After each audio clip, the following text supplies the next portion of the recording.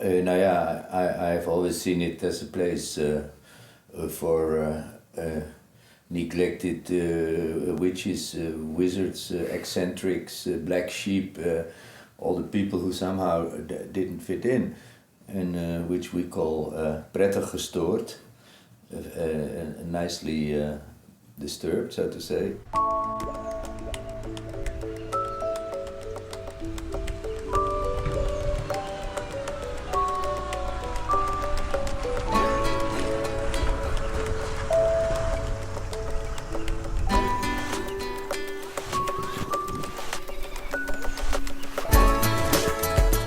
Everybody who comes here is in some way special, and some people, they have to step over a certain threshold to go here, you know. Some older people come here, yeah, I never dare to come here, but now it's legalized and now I dare to come here.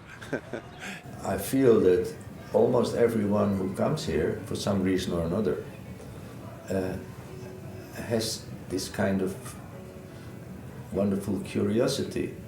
And it's also a little bit courageous to come here because, yeah, maybe they put LSD in your coffee or whatever people think. You know, so.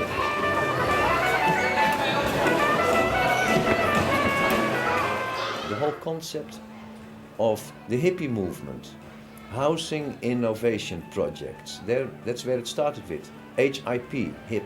To be hip was to be wanting to live in a different way together. A living society, a living house, a living village. It's so important. When we started this, when we found this and they wanted to demolish it, we just wanted a place where we could, you know, kind of live free and do what we like and fuck in the toilet or snort or whatever, anything's possible here, as long as you don't disturb other people. And now we have this place already for 38 years and it's still great fun to be here.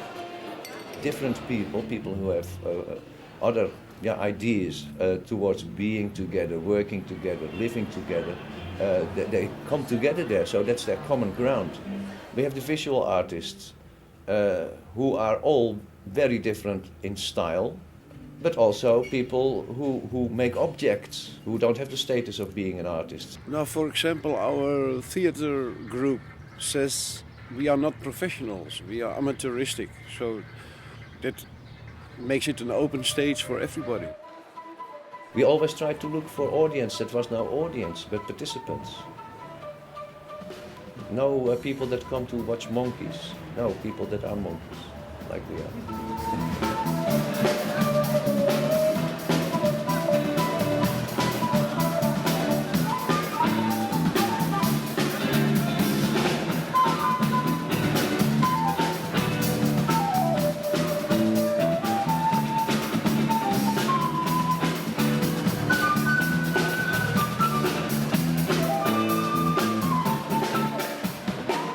Art of living is basically what we try to do here, which also includes painting, making music, poetry, but also includes building a fire, playing with children, feeding the birds, watering the flowers, and yeah, I think we have learned a lot.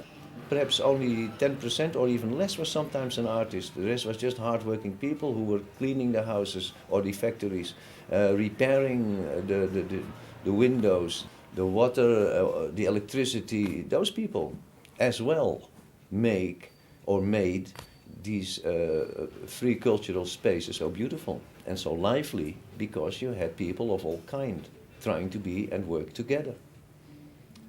And creative people are everywhere. You don't have to be an artist to be creative, that's clear.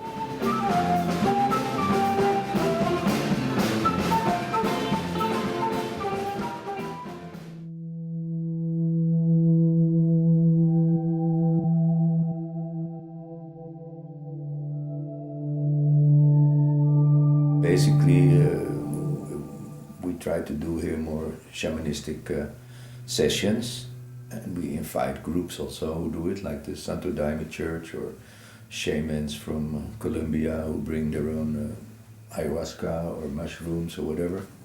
I think the whole psychedelic revolution and many of the, let's say, more marginal spiritual movements, you come into areas where the normal world doesn't go.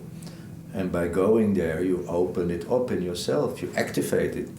And well, I think we are somehow in a very anonymous way, we are trying to show that life can be great, even if you are different.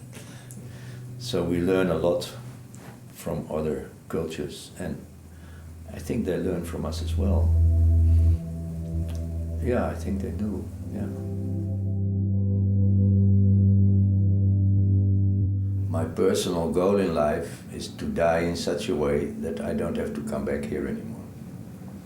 I went through so many experiences also with psychotropic substances that I became convinced that there is more than this life.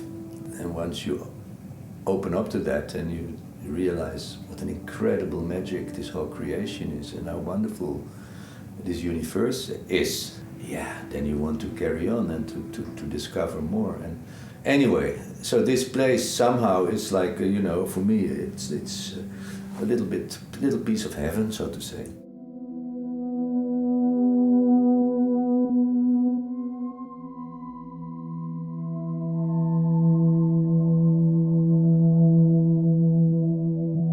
Sometimes almost impossible dreams can come true because people are told to live the way they are told by authorities or school teachers or whatever, you know.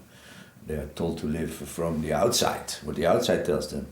I say we have to live from inside. We have to find our most dear dream. And then in the outside world, you look for company for that dream. This is what we did. And then fortunately, there were a lot of people who had similar dreams, we found out.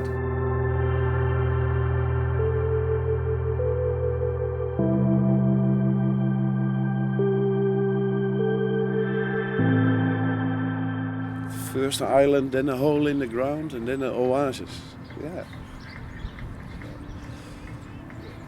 It's difficult to break a natural character of a place. And you can see that around Ruigoord. I think it's very important. There are examples of people who grow old happily, even though they lived like fools like us, you know. It's just the place how it should be, a nice hippie spot, a place where people can be free, where you can take out your clothes without that anybody cares, where the children can be naked, where the women don't shave their legs, where the men are sometimes thinking of the alcohol, but altogether that's the family I like to live with.